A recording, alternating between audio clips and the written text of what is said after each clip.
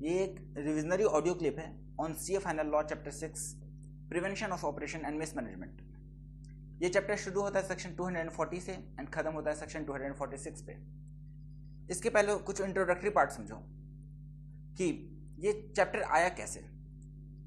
एक रूल होता है that is rule of majority, जिसे हम फॉस वर्सेस हर्बोटर रूल भी कहते हैं। उसमें क्या जजमेंट आया था कि जो मेजॉरिटी शेयर होल्डर्स के जो डिसीजंस होते हैं ना, उससे हम चैलेंज नहीं कर सकते हैं, दैट शैल बी रिस्पेक्टेड। ठीक है, तो फॉस वर्सेस हर्बोटर रूल में क्या हुआ था, दो शेयर होल्डर्स ने लीगल एक्शन कमेंस कर दिया था promoters and directors of the company के अगेंस्ट, ये कहते हुए कि कंपनी के एसेट्स को मिस अप्लाई किया है प्रोमोटर्स एंड डायरेक्टर्स ने एंड इम्प्रॉपरली मॉर्गेज कर दिया। तो कोर्ट ने क्या किया, कोर्ट ने रिजेक्ट कर दिया इन दो शेयर होल्डर्स के प्ली को, ये कहते हुए कि कंपनी के साथ गलत हुआ है तो सिर्फ कंपनी स्यू कर सकते हैं, मतलब प्लेंटिफ कंपनी है, आप स्यू नहीं कर सकते हो।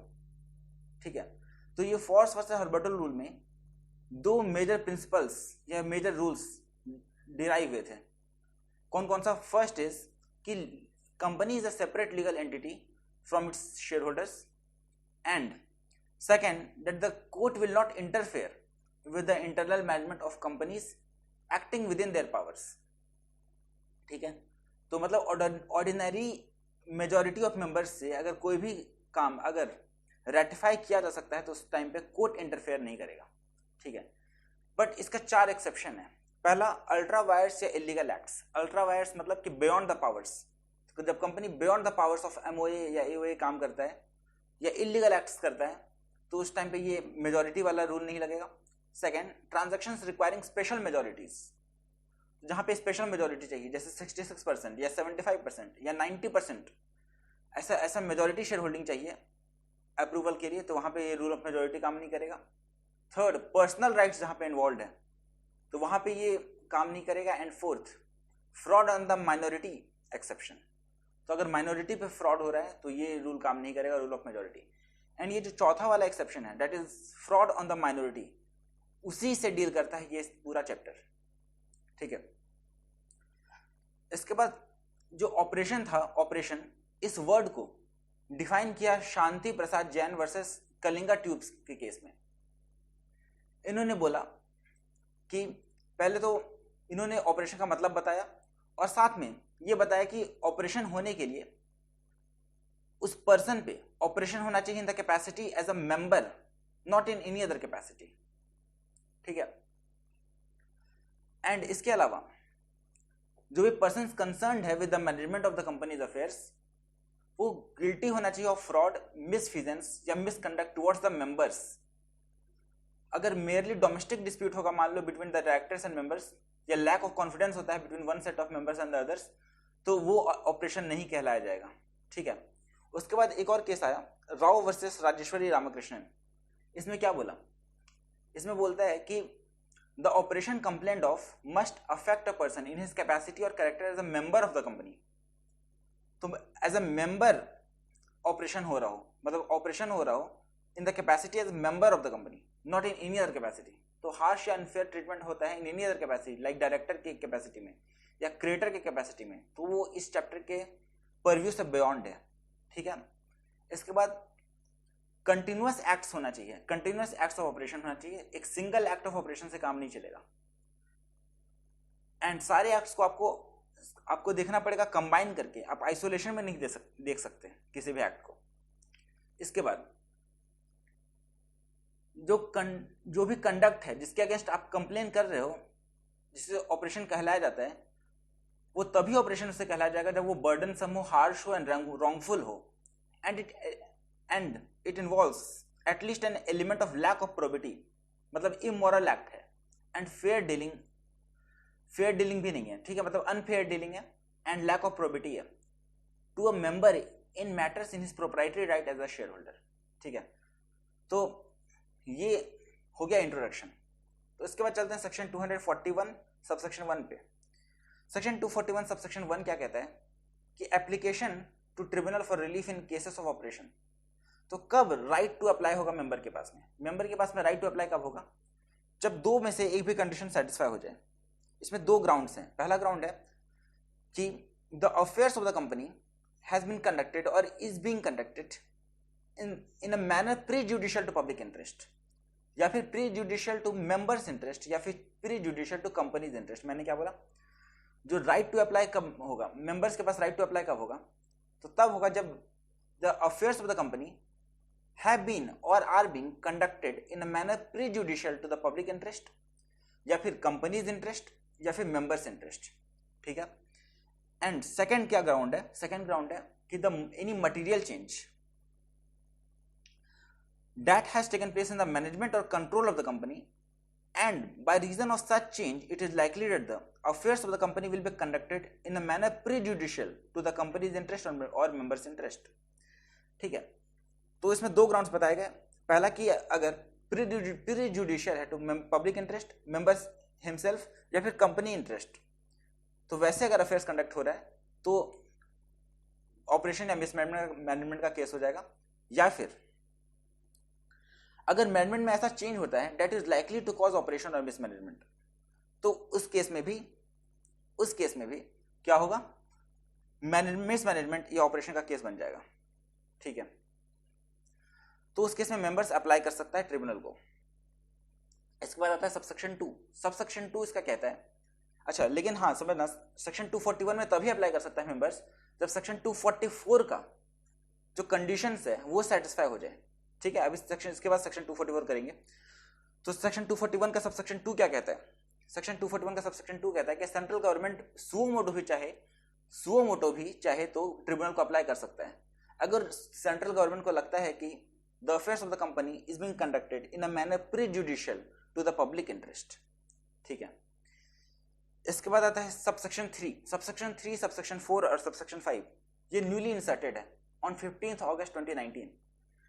तो सबसेक्शन 3 में क्या कहता है कि अगर सेंट्रल गवर्नमेंट के अप्रूवल, सेंट्रल गवर्नमेंट के अगर ओपिनियन में अगर any person concern in the conduct and management वो अगर गिल्टी है, गिल्टी ऑफ फ्रॉड, मिसफिजेंस या फिर नेग्लिजेंस या फिर लॉ, ब्रीच ऑफ लॉ या ब्रीच ऑफ ट्रस्ट, तो उस केस में, या फिर सेकंड अगर कोई भी बिजनेस ऐसे कंडक्ट हो रहा है which is not in accordance with the sound business principles, या फिर थर्ड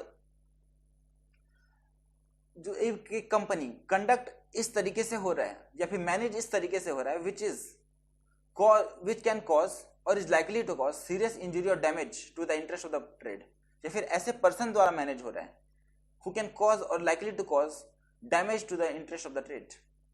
या फिर फोर्थ पॉइंट, कंपनी का बिजनेस जो कंडक्ट या मैनेज हो रहा है वो हो रहा है with the intent to defraud its creators या मेंबर्स या एनी अदर पर्सन। ठीक है। तो मैंने क्या बोला, 4 पॉइंट। अगर सेंट्रल गवर्नमेंट के ओपिनियन में ये 4 चीजें होती हैं, क्या क्या, any person concern in the conduct या मैनेजमेंट वो गिल्टी अगर हो जाता है तो गिल्टी ऑफ फ्रॉड, मिसफिजेंस, नेग्लिजेंस या लॉ या ब्रीच ऑफ ट्रस्ट। ठीक है। या फिर बिजनेस साउंड बिजनेस प्रिंसिपल्स के हिसाब से नहीं हो रहा है, या फिर कंपनी इस तरीके से कंडक्ट हो रहा है या ऐसे पर्सन के द्वारा कंडक्ट हो रहा है हु हैज कॉज्ड और is likely to caused in damage, who has caused जैसे कि Ramalinga Raju, and is likely to cause जैसे कि दाऊद इब्राहिम। ठीक है। And fourth point, the business of a company is conducted and manage by such person with intent to defraud the creditors, creditors को या members को या अदर पर्सन को डिफ्रॉड करने के लिए हो रहा है बिजनेस। तो उस केस में सेंट्रल गवर्नमेंट चाहे तो इनिशिएट कर सकता है केस को against such person and refer कर सकता है उस केस को टू द ट्रिब्यूनल। ठीक है। ये बोलता है सबसेक्शन 3। इसके बाद है सबसेक्शन 4। सबसेक्शन 4 क्या कहता है कि the person against whom a case is referred to the tribunal under subsection 3 shall be joined as a respondent to the application। तो जिसके अगेंस्ट ये केस हुआ है अंडर सबसेक्शन 3 वो रिस्पोंडेंट कहलाया जाएगा। ठीक है। एंड सबसेक्शन 5 कहता है कि every application under subsection 3 shall contain a concise statement of such circumstances and materials as the central government may consider necessary for the purpose of inquiry। तो उसमें एक concise statement रहेगा वैसे circumstances and materials का जिस वजह से inquiry करना जरूरी है। ठीक है। And it shall be signed and verified in the manner laid down in the code of civil procedure 1908। And वो जो स्टेटमेंट होगा that shall be signed and verified in the manner laid down in code of civil procedure act 1908। ठीक है, इसके बाद कुछ important points हैं, जैसे कि फर्स्ट पॉइंट क्या है कि the payment of salary is a question that concerns the board of directors and not the tribunal. मतलब कि अगर कभी किसी भी शेयर, मान लो कि कोई एक शेयर होल्डर है जो कि डायरेक्टर भी है कंपनी का, एंड उसे अगर सैलरी नहीं मिल रहा है सही से, ठीक है, तो क्या वो कंप्लेन कर सकता है ऑपरेशन के लिए या मिसमैनेजमेंट के लिए? तो आंसर इज नो, वो कंप्लेन नहीं कर सकता है। तो this is first explanation. The payment of salary is a question that concerns the board of directors and not the tribunal. इसमें आप, इस केस में आप ऑपरेशन मिसमैनेजमेंट के लिए केस नहीं कर सकते। सेकेंड है failure to declare dividend does not amount to oppression. ये एक फेमस केस था, Thomas Veedon versus Kuttanad rubber का केस था ये, जिसमें ये बोला कि अगर आप डिविडेंड डिक्लेयर नहीं करते तो इसका मतलब ये नहीं कि ये ऑपरेशन है।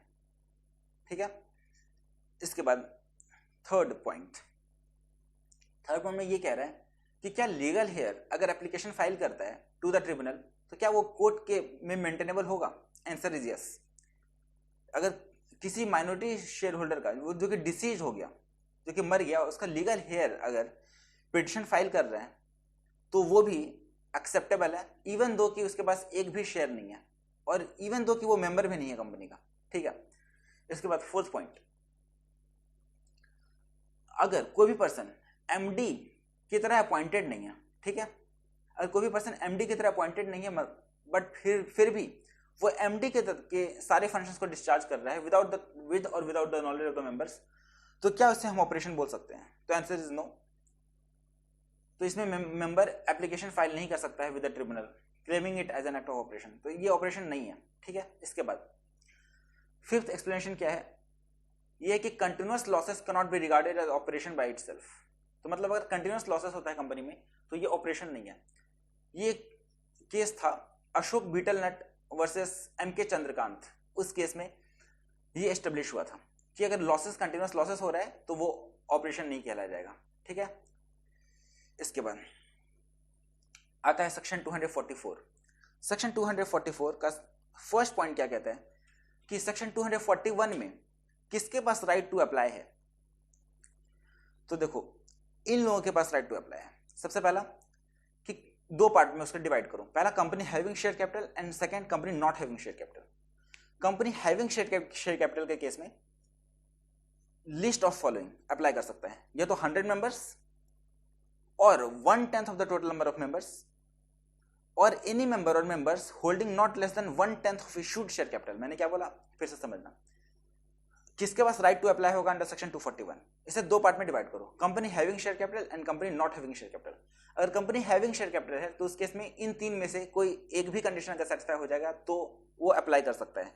पहला, 100 मेंबर्स अगर अप्लाई कर रहे हैं तो अप्लाई कर सकते हैं। ठीक है, second, at least 1/10 of the total number of members apply कर सकते हैं, या फिर एनी मेंबर और members holding not less than 1/10 of the issued share capital, मतलब 1/10 of total number of members, 1/10 of issued share capital, या फिर 100 members whichever is less can apply.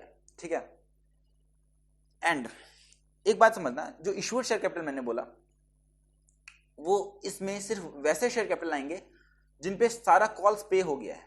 ठीक है, सारा कॉल्स पे हो गया तो ही शेयर कैपिटल में इंक्लूड होगा। एंड एक और बात समझना, जो इशूड शेयर कैपिटल मैंने बोला, ये इशूड शेयर कैपिटल में हम सब्सक्राइब्ड या पेड अप शेयर कैपिटल को नहीं देखते हैं, इसमें हम इशूड शेयर कैपिटल को देखते हैं। ठीक है, एंड ये issued share capital shall include both equity share capital and preference share capital. ठीक है, अब second part, company not having share capital. अगर कंपनी में शेयर कैपिटल नहीं है तो कितने मेंबर्स अप्लाई कर सकते हैं? At least 1/5 of the total number of members apply कर सकते हैं। ठीक है, कंपनी हैविंग शेयर कैपिटल में 100 members, 1/10 of total number of members, या 1/10 of issued share capital.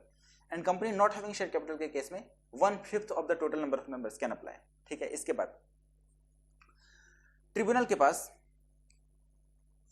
Pass power है कि वो चाहे तो इसमें से किसी भी रिक्वायरमेंट्स को वेव कर सकता है। जो भी रिक्वायरमेंट हमने देखा कि ये रिक्वायरमेंट्स होना चाहिए राइट टू अप्लाई करने के लिए, तो इसमें से किसी भी रिक्वायरमेंट को वेव कर सकता है ट्रिब्यूनल चाहे तो। इसके बाद नेक्स्ट पॉइंट, कभी भी मान लो कोई भी एक शेयर ज्वाइंटली हेल्ड करता है बाय 2 मेंबर्स, ठीक है, तो उस केस में उसको सिर्फ एक मेंबर काउंट किया जाएगा। मतलब अगर दो शेयर, मतलब एक शेयर को दो मेंबर्स ज्वाइंटली हेल्ड करता है तो उसे सिर्फ एक मेंबर काउंट किया जाएगा, ठीक है। इसके बाद अगर कोई एक मेंबर अगर बहुत सारे मेंबर्स का कंसेंट अगर ले लेता है एक साथ, ठीक है, एंड अगर वो अप्लाई करता है उस मेंबर्स के बिहाफ में, तो वो भी अप्लाई कर सकते हैं, कोई दिक्कत नहीं है, ठीक है। इसके बाद where the share holding of the petitioner member gets reduce to below 10%, मान लो कभी अगर 10% से बिलो रिड्यूस हो जाता है, देखो 10% चाहिए, 10% of the total issued share capital चाहिए ना, मतलब 1/10 ऑफ इशूड शेयर कैपिटल मतलब 1/10। तो अगर कभी भी अगर उसका शेयर होल्डर का शेयर होल्डिंग रिड्यूस कर दिया जाता है बिलो 10% बाय फ्रेश इशू या अलॉटमेंट ऑफ शेयर्स, तो उस केस में उसे ऑपरेसिव कहा जाएगा एंड पिटिशन मेंटेनेबल होगा। मतलब कि बेसिक सीन क्या है कि जो हम देखेंगे कि जो नंबर ऑफ शेयर होल्डर्स हैं वो हम जब देखते हैं तो हम बिगिनिंग ऑफ द प्रोसीडिंग्स पे देखेंगे, ठीक है, मतलब एंड ऑफ द प्रोसीडिंग्स पे नहीं। मतलब the consent is to be given by the share holder is recorded at the beginning of the proceedings, ठीक है। तो दो चीज, एक तो जो ये परसेंटेज है ये जब देखेंगे तो ये जब प्रोसीडिंग शुरू हुआ तब देखेंगे, पहला केस। एंड सेकेंड चीज कि जो कंसेंट है शेयर होल्डर का वो भी हम देखेंगे बिगिनिंग ऑफ द प्रोसीडिंग्स पे, मतलब बाद में अगर अपना कंसेंट विड्रॉ कर लेता है शेयर होल्डर तो इट डजंट मैटर, तो फिर भी जो पिटिशन है वो मेंटेनेबल रहेगा, ठीक है। So the withdrawal of consent by any share holder during the course of proceedings shall not affect the maintainability of the petition. इसके बाद a petition by majority shareholders complaining operation by minority shareholders is also maintainable provided section 244 requirements complied। अगर section 244 का requirements है वो comply अगर हो जाता है तो माइनॉरिटी शेयर होल्डर्स तो मेजोरिटी शेयर होल्डर्स पे कंप्लेन कर ही सकते हैं, बट मेजोरिटी शेयर होल्डर्स भी माइनॉरिटी शेयर होल्डर्स पे कंप्लेन कर सकते हैं, ठीक है। ऐसा एक क्वेश्चन आया था पहले एग्जाम में, ठीक है। इसके बाद मैंने आपको बता ही दिया कि इशूड शेयर कैपिटल में सब्सक्राइब्ड और पेड अप शेयर कैपिटल की जगह पे हम इशूड शेयर कैपिटल को देखते हैं। फिर issued share capital includes both preference share capital and equity share capital, and consent हम देखते हैं कब, बिगिनिंग ऑफ द प्रोसीडिंग्स में, ठीक है। इसके बाद आता है कुछ इंपॉर्टेंट पॉइंट्स कि अच्छा ये जो बिगिनिंग ऑफ द प्रोसीडिंग्स वाला बताया ये केस था Rajahmundry electrical corporation versus V Nageswara Rao का, ठीक है। इसके बाद आता है नेक्स्ट सेक्शन, सेक्शन 242। सेक्शन 242 क्या कहता है, पावर्स ऑफ ट्रिब्यूनल के बारे में बात करता है सेक्शन 242। तो कौन कौन से पावर्स है ट्रिब्यूनल के पास में, तो इसका सब सेक्शन 1 आता है, कहता है कि ट्रिब्यूनल ऑर्डर पास कर सकता है इफ कोई भी जो अफेयर्स है कंपनी का it is conducted in the manner prejudicial to the interest of या तो कंपनी या मेंबर्स या public interest, and winding up is justifiable but it would unfairly prejudice members interest. मतलब मैंने क्या बोला, देखो सबसेक्शन 1 क्या कहता है कि ट्रिब्यूनल पास कर सकता है ऑर्डर, ठीक है, कोई भी ऑर्डर पास कर सकता है अगर उसको लगता है कि कंपनी का अफेयर्स ऐसे कंडक्ट हो रहा है which is prejudicial to the interest of the या तो कंपनी या मेंबर्स या public interest, and winding up justifiable तो है but it would unfairly prejudice the members interest, तो उस केस में ये ऑर्डर पास कर देगा ट्रिब्यूनल, ठीक है। अब कौन कौन से ऑर्डर्स पास कर सकते हैं, ऐसा कहता है सबसेक्शन 2 कि कौन कौन से ऑर्डर्स पास कर सकते हैं। तो सबसे पहले तो देखो बेसिक से शुरू करते हैं। कंपनी क्या करता है, कंडक्ट करता है, तो उसके कंडक्ट ऑफ अफेयर्स पे को रेगुलेट कर सकते हैं, तो regulation of conduct of companies affairs इस रिगार्डिंग ऑर्डर पास कर सकता है। सेकंड, शेयर परचेज कर सकता है, कोई भी मेंबर का या कंपनी या के अदर मेंबर्स का शेयर परचेज कर सकते हैं, ठीक है। द परचेज ऑफ शेयर और interest of any member by any other members और द कंपनी, ठीक है। इसके बाद consequent reduction of share capital को कॉन्सिक्वेंटली रिड्यूस भी कर सकते हैं। फिर शेयर कैपिटल जब इशू होता है तो क्या होता है, उसका अलॉटमेंट होता है, तो अलॉटमेंट को भी ट्रांसफर कर सकते हैं, तो मतलब अलॉटमेंट या ट्रांसफर को भी रिस्ट्रिक्ट कर सकते हैं, तो it can also restrict transfer और अलॉटमेंट ऑफ शेयर्स। इसके बाद टर्मिनेट या सेट असाइड या मॉडिफाई भी कर सकता है किसी एग्रीमेंट को, ठीक है। चाहे कंपनी एग्रीमेंट कंपनी ने एग्रीमेंट किया हो डायरेक्टर के साथ, मेंबर के साथ, मैनेजर के साथ या किसी भी थर्ड पार्टी के साथ कंपनी ने एग्रीमेंट किया हो तो उसे सेट असाइड कर सकता है, मॉडिफाई कर सकता है या फिर टर्मिनेट कर सकता है। इसके बाद किसी ट्रांसफर या डिलीवरी को सेट असाइड या मॉडिफाई कर सकता है। ठीक है, वैसे ट्रांसफर या डिलीवरी को सेट असाइड या मॉडिफाई कर सकता है जो कि कंपनी ने किया था with before 3 months from the date of application under this section. मतलब within 3 months before the date of application जिन एग्रीमेंट्स में एंटर किया था कंपनी ने for the delivery of agri goods, तो वैसे एग्रीमेंट्स या ट्रांसफर को या डिलीवरी को सेट असाइड कर सकता है। ठीक है, इसके बाद एमडी या मैनेजर या डायरेक्टर्स को रिमूव कर सकता है। कोई अनडू गेन अगर होता है तो उसे रिकवर भी कर सकता है डायरेक्टर, मैनेजर से या एमडी से। एंड इसके बाद न्यू एमडी या डायरेक्टर को अपॉइंट भी कर सकता है एंड कॉस्ट भी इंपोज कर सकता है इन लोगों पे। ठीक है, इसके बाद सबसेक्शन 3 क्या कहता है? सबसेक्शन 3 कहता है कि जब भी ऑर्डर पास होगा, मतलब जब भी ऑर्डर पास होगा ट्रिब्यूनल का, तो उसके विद इन 30 डेज रजिस्ट्रार को फाइल करना पड़ेगा कंपनी को। ठीक है, तो it shall be filed with registrar within 30 days of order of tribunal. इसके बाद चाहे तो इंटरिम ऑर्डर भी पास कर सकता है as it may think fit. ठीक है, ऐसा बोलता है सबसेक्शन 4। सबसेक्शन 5 क्या कहता है कि अगर ट्रिब्यूनल चाहे तो उसके एओए या एमओए को ऑल्टर भी कर सकता है, तो ऑल्ट्रेशन ऑफ एओए या MOA by order of tribunal. ठीक है, एंड जब भी एओए या एमओए को ऑल्टर करता है तो उस टाइम पे कंपनी फिर बाद में एओए या एमओए को ऑल्टर नहीं कर सकता है, which is inconsistent with tribunals order. तो अगर ट्रिब्यूनल के ऑर्डर से अगर वो इनकंसिस्टेंट है तो कंपनी उसे ऑल्टर नहीं कर सकता है। ठीक है, विदाउट परमिशन ऑफ ट्रिब्यूनल। उसका सबसेक्शन 6 कहता है कि कंपनी अगर मान लो कभी भी सेक्शन 242 सबसेक्शन 5 का अगर कॉन्ट्रावेंशन हो जाता है तो कंपनी पे फाइन लग जाएगा 1 लाख से 25 लाख तक का, and every officer in default पे फाइन लग जाएगा 25,000 से 1 लाख तक का, एंड इम्प्रिजनमेंट हो जाएगा एवरी ऑफिसर इन डिफॉल्ट पे कितना, अप टू 6 मंथ्स और बोथ। मतलब कंपनी पे फाइन लगेगा 1 लाख से 25 lakh and every officer in default पे 25,000 से 1 लाख तक का फाइन लग सकता है, या फिर अप टू 6 मंथ्स का इम्प्रिजनमेंट, या फिर बोथ। ठीक है, इसके बाद कहता है सबसेक्शन 7 कि कभी भी अगर एओए या एमओए अगर जब ऑल्टर हो जाता है एज पर सबसेक्शन 5 तो उस केस में ऑल्टर्ड एमओए या एओए ही अप्लाई करेगा। एंड सबसेक्शन 8 कहता है कि जब भी एओए या एमओए ऑल्टर होता है तो उसका certified copy of altered AOA या एमओए को फाइल करना पड़ेगा with the registrar within 30 days after making alteration. ठीक है, देखो सबसेक्शन 3 कहता है क्या कि आपको ट्रिब्यूनल की ऑर्डर को फाइल करना पड़ेगा रजिस्ट्रार के पास within 30 days. And subsection 8 कहता है कि आपको एओए और एमओए जो ऑल्टर्ड एओए एमओए है उसका सर्टिफाइड कॉपी को फाइल करना पड़ेगा with the registrar within 30 days after making alteration. ठीक है, इसके बाद कुछ स्पेशल पॉइंट्स। पहला पॉइंट कि merely lack of confidence among the members is not an act of oppression. तो सिर्फ अगर lack of confidence among members तो ये कोई एक्ट ऑफ ऑपरेशन नहीं है। सेकंड, अगर डायरेक्टोरियल कंप्लेंट्स होता है, डायरेक्टोरियल कंप्लेंट्स, तो वो भी कोई एक्ट ऑफ ऑपरेशन नहीं है। ठीक है, unless it is a composite complaint. इसके बाद जो matter of selection and appointment of dealers है ऑफ द कंपनीज प्रोडक्ट्स, वो भी सेक्शन 241 के एम्बिट में नहीं आता है। मतलब कंपनी किस प्रोडक्ट के लिए कौन से डीलर को सेलेक्ट कर रहे हैं एंड अपॉइंट कर रहे हैं वो सेक्शन 241 के स्कोप से बाहर है, मतलब वो भी एक्ट ऑफ ऑपरेशन नहीं है। ठीक है, इसके बाद अगर डायरेक्टर को अगर आप कंपनी के बैंक अकाउंट से एसोसिएट नहीं कर रहे हो, ठीक है, तो वो भी कोई एक्ट ऑफ ऑपरेशन नहीं है। मतलब ये कंपनी का के बोर्ड का डिसीजन है कि डायरेक्टर्स किसी एक पर्टिकुलर डायरेक्टर को हम कंपनी के बैंक अकाउंट को हैंडल करने देते हैं या नहीं करने देते हैं। ठीक है, तो ये भी एक्ट ऑफ ऑपरेशन नहीं है। ये Sudha Singh versus Eagle Cones private limited के केस में एस्टेब्लिश हुआ था ये जजमेंट।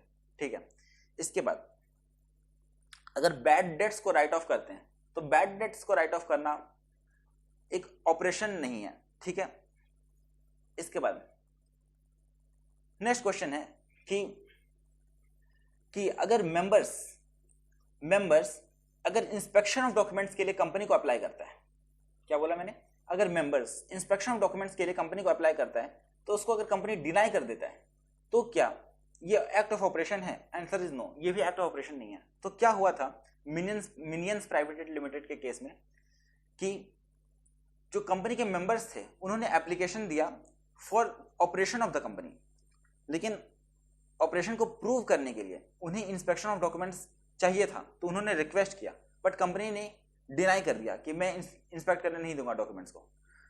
तो इन्होंने केस फाइल किया कि ये एक्ट ऑफ ऑपरेशन है। तो आंसर इज नो, ये एक्ट ऑफ ऑपरेशन नहीं है, ठीक है ना। तो सेक्शन 241 के लिए शेयर होल्डर्स को अलाउ तो करना चाहिए इंस्पेक्शन, बुक्स ऑफ अकाउंट्स के इंस्पेक्शन के लिए, बट सिर्फ जो डिनायल ऑफ इंस्पेक्शन है इससे हम एक्ट ऑफ ऑपरेशन नहीं बोल सकते हैं। ऐसा एस्टेब्लिश हुआ था इन ललिता राज्य Lakshmi versus Indian motor company के केस में, ठीक है। इसके बाद सिंगल एक्ट ऑफ ऑपरेशन को ऑपरेशन नहीं बोलेंगे, कंटिन्यूअस एक्ट होना चाहिए, कंटिन्यूअस एक्ट ऑफ ऑपरेशन होना चाहिए। इसके बाद एक बात समझना कि अगर फर्दर शेयर्स को इशू कर देती है कंपनी, फर्दर शेयर्स को इशू कर देती है इस नजरिए से, इस सोच से कि किसी शेयर होल्डर के को हम मेजॉरिटी शेयर होल्डर से हम माइनॉरिटी शेयर होल्डर में कन्वर्ट कर देंगे। मान लो कि 10% शेयर होल्डिंग था किसी पर्सन का, उसे 10% से गिरा करके 9% कर दिया, कैसे? फर्दर इशू ऑफ शेयर्स करके, ठीक है।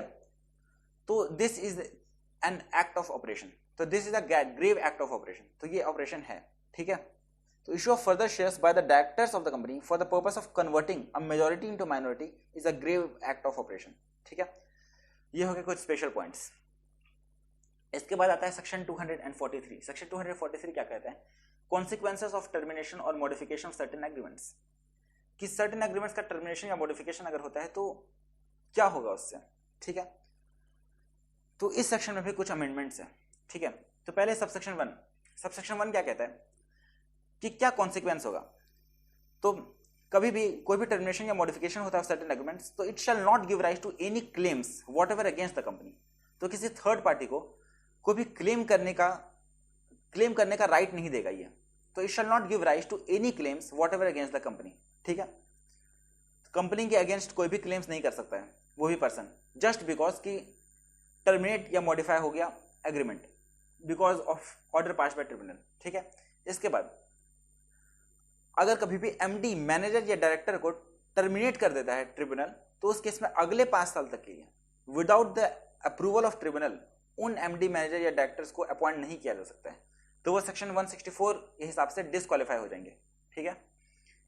इसके बाद सबसेक्शन 2 कहता है पेनल्टी के बारे में, ठीक है। पेनल्टी के बारे में कि कितना पेनल्टी लगेगा।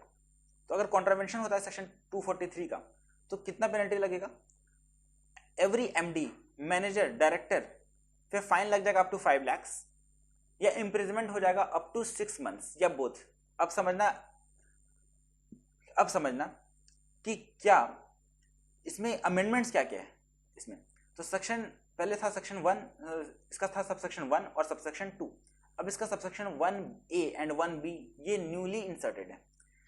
तो सबसेक्शन 1A क्या कहता है कि डिस्क्वालीफाइड टू होल्ड ऑफिस, कोई भी डायरेक्टर या मैनेजर जो कि सबसेक्शन 1 के हिसाब से, जो कि सेक्शन 243 के हिसाब से मतलब टर्मिनेट हो गया है, ठीक है, ट्रिब्यूनल ने टर्मिनेट कर दिया है, तो क्या होगा? तो अगले 5 साल तक के लिए वो किसी भी कंपनी में डायरेक्टर नहीं बन सकता है, ठीक है। डायरेक्टर, एमडी या मैनेजर नहीं बन सकता। बट सेंट्रल गवर्नमेंट चाहे तो ट्रिब्यूनल का अप्रूवल लेने के बाद उस डायरेक्टर को या एमडी को या मैनेजर को अपॉइंट कर सकता है, ठीक है। फिर सबसेक्शन 1B क्या कहता है कि नो कंपेंसेशन फॉर लॉस या टर्मिनेशन ऑफ ऑफिस। तो ऐसे केस में वो जो एमडी है या डायरेक्टर है या मैनेजर है जिसे टर्मिनेट कर दिया है ट्रिब्यूनल ने, उसे कोई भी कंपेंसेशन नहीं मिलेगा फॉर लॉस ऑफ ऑफिस, ठीक है। लेकिन हाँ, अगर ट्रिब्यूनल का अप्रूवल अगर मिल गया तो उस केस में उसे भी कंपेंसेशन मिल सकता है, ठीक है। ऐसा बोलता है सबसेक्शन 1B। तो ये था सेक्शन 243। इसके बाद आता है सेक्शन 245। सेक्शन 244 तो हमने पढ़ लिया, अब आता है सेक्शन 245। सेक्शन 245 क्या कहता है? क्लास एक्शन सूट के बारे में, ठीक है। इसमें क्या होता है कि वेरियस मेंबर्स वेरियस मेंबर्स के बिहाफ पे या वेरियस डिपॉजिटर्स के बिहाफ पे कोई एक मेंबर या कुछ मेंबर्स सूट फाइल कर सकता है कंपनी के अगेंस्ट में, ठीक है। ये होता है क्लास एक्शन सूट। तो क्लास एक्शन सूट का सबसेक्शन 1 क्या कहता है? इसका सबसेक्शन 1 कहता है filing of application before tribunal on behalf of the members और डिपॉजिटर्स, कि कौन कौन से ऑर्डर्स को सीक कर सकते हैं ये लोग, मतलब जो एप्लीकेशन फाइल करते हैं अंडर सेक्शन 245, तो कौन कौन से ऑर्डर्स को सीक कर सकते हैं, ठीक है। तो they can seek all or any of the following orders. कौन कौन से ऑर्डर्स? पहला, to restrain the company from committing ultra vires the AOA या एमओए एक्ट्स। तो वैसे एक्ट्स जो कि अल्ट्रा वायर्स है एओए या एमओए से, तो वैसे एक्ट्स को करने से कंपनी को रिस्ट्रेन कर सकता है, ठीक है। तो restrain the company from committing the acts which are ultra vires the AOA या एमओए। सेकेंड आता है to restrain the company from committing breach of provisions of AOA या एमओए। इसके बाद थर्ड आता है कि किसी रेजोल्यूशन को डिक्लेयर कर देना as void, to declare a resolution altering the AOA या एमओए एज वॉइड, ठीक है। तो कभी भी कोई भी रेजोल्यूशन अगर एओए या एमओए को ऑल्टर कर रहा है तो उस रेजोल्यूशन को वॉइड भी डिक्लेयर कर सकते हैं। इसके बाद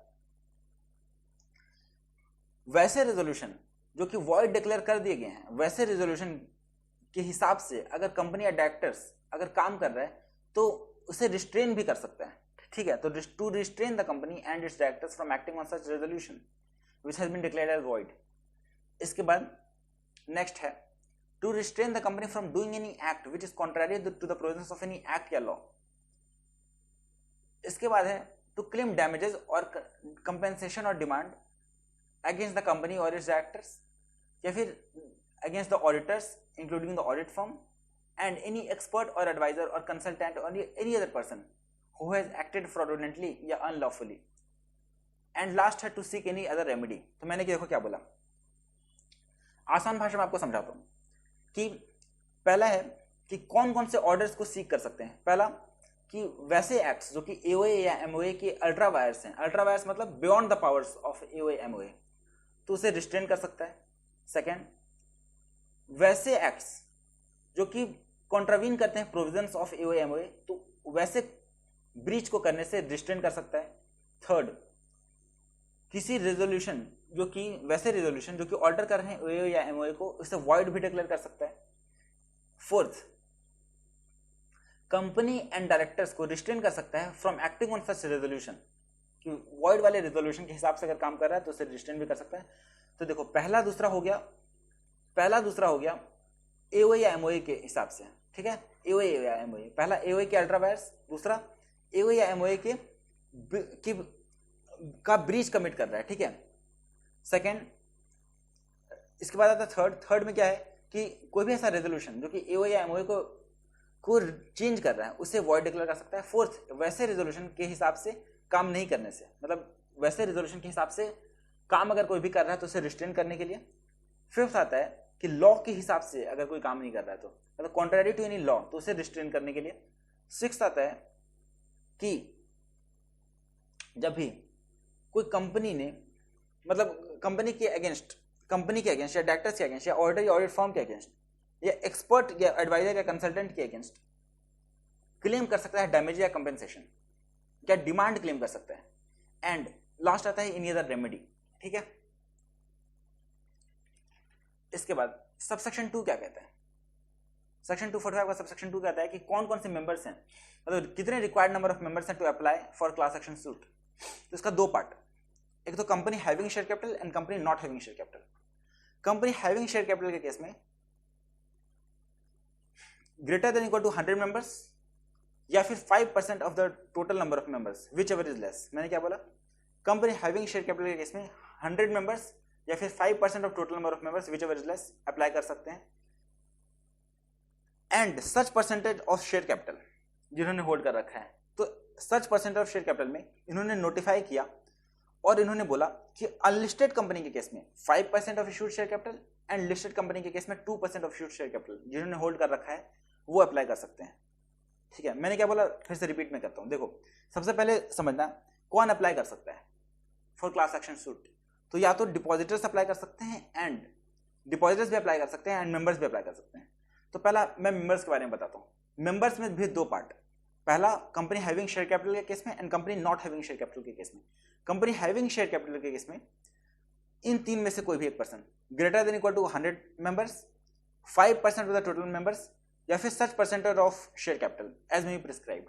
अब ये such percentage of share capital जिन्होंने होल्ड कर रखा है इसे प्रिस्क्राइब कर दिया और इन्होंने बोला कि अनलिस्टेड कंपनी के केस में 5% ऑफ इशूड शेयर कैपिटल जिन्होंने होल्ड कर रखा है एंड लिस्टेड कंपनी के केस में 2% ऑफ इशूड शेयर कैपिटल जिन्होंने होल्ड कर रखा है वो अप्लाई कर सकते हैं। And company not having share capital के केस में greater than equal to 1/5 of total number of members जिन्होंने होल्ड कर रखा है, ठीक है, वो अप्लाई कर सकते हैं। इसके बाद रिक्वायर्ड नंबर ऑफ डिपॉजिटर्स। अब डिपॉजिटर्स के केस में ये तो हो गया मेंबर्स कब अप्लाई कर सकते हैं। इसके बाद कब डिपॉजिटर्स अप्लाई कर सकते हैं। डिपॉजिटर्स अप्लाई कर सकते हैं जब कितने डिपॉजिटर्स होने चाहिए, greater than equal to 100 depositors, ठीक है, या फिर 5% ऑफ टोटल डिपॉजिटर्स, या फिर 5% ऑफ टोटल डिपॉजिट्स जिन्होंने होल्ड कर रखा है। मैंने क्या बोला, फिर से मैं रिपीट करता हूं। रिक्वायर्ड नंबर ऑफ डिपॉजिटर्स कितने चाहिए, greater than equal to 100 depositors, या फिर 5% ऑफ टोटल डिपॉजिटर्स, या फिर 5% of total deposits, whichever is less, वो अप्लाई कर सकते हैं, ठीक है। इसके बाद अच्छा एक चीज समझना, ये जो मैंने बोला मेंबर्स के केस में 5% of the total number of members and 5% of share capital वाला अनलिस्टेड कंपनी के केस में and 5% and 2% of issued share capital unlisted company के केस में, तो यहां पे सिर्फ वैसे मेंबर्स आएंगे जिन्होंने अपना कॉल्स पे कर दिया है, ठीक है, which have paid all the calls and other sums due on their shares, ठीक है। इसके बाद सबसेक्शन 3 कहता है requirement for consideration of application. क्या रिक्वायरमेंट है for consideration of application by the tribunal. तो फॉलोइंग रिक्वायरमेंट्स है। पहला, द मेंबर या depositor shall act in good faith, ठीक है, गुड फेथ में एक्ट करने चाहिए। सेकंड, कोई एविडेंस होना चाहिए कि जो सबसेक्शन 1 था सेक्शन 245 का, उसमें जितने भी एक्ट्स कवर्ड थे उसमें वो पर्सन इन्वॉल्व है, ठीक है। इसके बाद थर्ड, वो जो मेंबर है या फिर डिपॉजिटर है, he could pursue in his own right, ठीक है। इसके अलावा कोई भी पर्सनल इंटरेस्ट नहीं होना चाहिए उस मेंबर या डिपॉजिटर का। एंड फिफ्थ, चाहे तो वो एक्ट या तो लाइकली टू अकर हो या फिर और हैज अकर्ड, तो मतलब या तो अकर हो चुका हो या फिर it is likely to occur.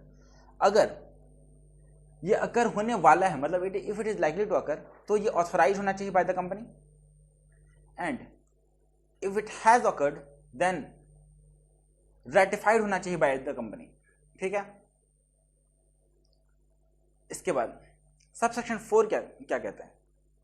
Subsection 4 कहता है कि in the case of admission of application tribunal किन बातों को ध्यान देगा। तो पहला कि पब्लिक नोटिस सर्व होना चाहिए, ठीक है, पब्लिक नोटिस सर्व होना चाहिए किस पे, टू ऑल द मेंबर्स और डिपॉजिटर्स पे पब्लिक नोटिस सर्व होना चाहिए। सेकंड, ऑल सिमिलर एप्लीकेशंस को कंसोलिडेट कर देना चाहिए, मतलब ऑल सिमिलर एप्लीकेशंस क्या हो जाएंगे, कंसोलिडेट। फिर इसके बाद क्लास ऑफ मेंबर्स या depositors shall be allowed to choose a lead applicant, वो लोग क्या करेंगे, एक लीड एप्लीकेंट को चुनेंगे। इसके बाद मान लो कि अगर मेंबर्स या डिपॉजिटर्स लीड एप्लीकेंट को नहीं चुन पाते हैं, मतलब कंसेंसस पे नहीं आ पाते हैं कि कौन लीड एप्लीकेंट होना चाहिए, तो ट्रिब्यूनल के पास पावर है कि लीड एप्लीकेंट को वो अपॉइंट कर सकता है। इसके बाद सेम कॉज ऑफ एक्शन पे 2 क्लास एप्लीकेशंस नहीं हो सकते, ठीक है, 2 क्लास एक्शन एप्लीकेशंस नहीं हो सकते for the same cause of actions. इसके बाद जो कॉस्ट ऑफ एक्सपेंस है of class actions that shall be defrayed by the company या डिफॉल्टिंग ऑफिसर। तो कॉस्ट ऑफ एक्सपेंस कौन डिफरे करेगा, कौन पे करेगा, जो भी कंपनी है या फिर डिफॉल्टिंग ऑफिसर है वो। इसके बाद सबसेक्शन 5 कहता है रेमेडी, कि मेंबर्स या डिपॉजिटर्स रेमेडी क्लेम कर सकते हैं अगेंस्ट द ऑडिट फर्म, ठीक है, ऑडिट फर्म के अगेंस्ट रेमेडी क्लेम कर सकते हैं। एंड ये लायबिलिटी किसका होगा, जब भी रेमेडी क्लेम कर सकते हैं, जब भी रेमेडी क्लेम करते हैं अगेंस्ट ऑडिट फर्म, तो किसका लायबिलिटी होगा, तो फर्म का as well as each partner का लायबिलिटी होगा। ईच पार्टनर वैसे पार्टनर्स जिन्होंने इम्प्रॉपर या मिसलीडिंग स्टेटमेंट दिया है या फिर जिन्होंने फ्रॉडुलेंटली या अनलॉफुली या रॉन्गफुल मैनर में काम किया है, ठीक है। इसके बाद सबसेक्शन 6 कहता है कि the order shall be binding on the company और other persons associated with the company. Including members, depositors, auditor, experts, consultant and advisor. ठीक है, तो कंपनी पे बाइंडिंग है, मेंबर्स पे बाइंडिंग है, डिपॉजिटर्स पे भी बाइंडिंग है, ऑडिटर पे भी बाइंडिंग है, एक्सपर्ट्स या कंसल्टेंट या एडवाइजर पे भी बाइंडिंग है, या फिर और other persons associated with the company, सब पे बाइंडिंग है ये ऑर्डर। उसके बाद सबसेक्शन 1 सबसेक्शन 7, सबसेक्शन 7 क्या कहता है? पनिशमेंट फॉर नॉन कंप्लायंस, कि अगर नॉन कंप्लायंस होगा तो पनिशमेंट कितना देंगे? तो कंपनी पे फाइन लग जाएगा 5 लाख से 25 लाख तक का। एवरी ऑफिसर इन डिफॉल्ट पे फाइन लग जाएगा 25,000 से 1 लाख तक का। कंपनी पे 5 लाख से 25 lakh, and every officer in default पे 25,000 से 1 लाख। ठीक है, और एवरी ऑफिसर इन डिफॉल्ट पे इंप्रिजनमेंट भी हो सकता है अप टू 3 इयर्स तक का। ठीक है, plus penalties under section 337 to 341 भी अप्लाई करेगा। ठीक है, इसके बाद सबसेक्शन 8 क्या कहता है कि कोई भी अगर एप्लीकेशन फाइल किया जाता है अगर, तो वो अगर फ्रिवलस या वेक्सेशियस है, मतलब बेवजह का एप्लीकेशन फाइल्ड है, तो उस केस में उस एप्लीकेशन को ट्रिब्यूनल रिजेक्ट कर सकता है, एंड जो एप्लीकेंट है उससे ट्रिब्यूनल कह सकता है कि आपको फाइन पे करना पड़ेगा। मतलब कितना पे करना पड़ेगा? 1 लाख रुपए तक का कॉस्ट पे करना पड़ेगा टू द ऑपोजिट पार्टी। इसके बाद ये जो सेक्शन 245 है ये बैंकिंग कंपनी पे अप्लाई नहीं करता है, ऐसा कहता है सबसेक्शन 9। एंड सबसेक्शन 10 क्या कहता है कि एप्लीकेशन में be filed on behalf of affected person, कोई भी एक पर्सन या ग्रुप ऑफ पर्संस किसी दूसरे पर्सन या ग्रुप ऑफ पर्संस के अगेंस्ट में एप्लीकेशन फाइल कर सकता है, मतलब कि रिगार्डिंग एप्लीकेशन फाइल कर सकता है। ठीक है, एंड लास्ट सेक्शन है सेक्शन 246। सेक्शन 246 क्या कहता है कि the provisions of section 337, 338, 339 and 341 shall apply, and 340 shall apply mutatis mutandis to section 241 और 245। ठीक है, मतलब सेक्शन 241 और सेक्शन 245 पे सेक्शन 337 टू 341 अप्लाई करता है म्यूटेटिस म्यूटेंडिस। म्यूटेटिस म्यूटेंडिस मतलब exactly the same with the necessary changes made therein.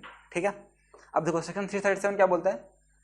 Penalty for frauds by officer, कभी ऑफिसर फ्रॉड करता है तो उस पर 337 अप्लाई होता है, या फिर 338 अप्लाई करता है जब liability where proper accounts are not kept, 339 apply करता है जब फ्रॉडुलेंट कंडक्ट होता है बिजनेस का, 340 अप्लाई करता है जब ट्रिब्यूनल डैमेज को एसेस करता है अगेंस्ट डेलिंक्वेंट डायरेक्टर्स, एंड 341 होता है जब लायबिलिटी अराइज होता है अंडर सेक्शन 339 एंड 340, एंड ये जब पार्टनर पे भी एक्सटेंड होता है लायबिलिटी 339 से 340, पार्टनर पे या डायरेक्टर्स इन फर्म्स पे या कंपनीज पे, तो उस केस में सेक्शन 341 अप्लाई करता है। तो section 337 to 341 shall apply mutatis mutandis to section 241 और 245। तो ये चैप्टर खत्म होता है अब। Thank you.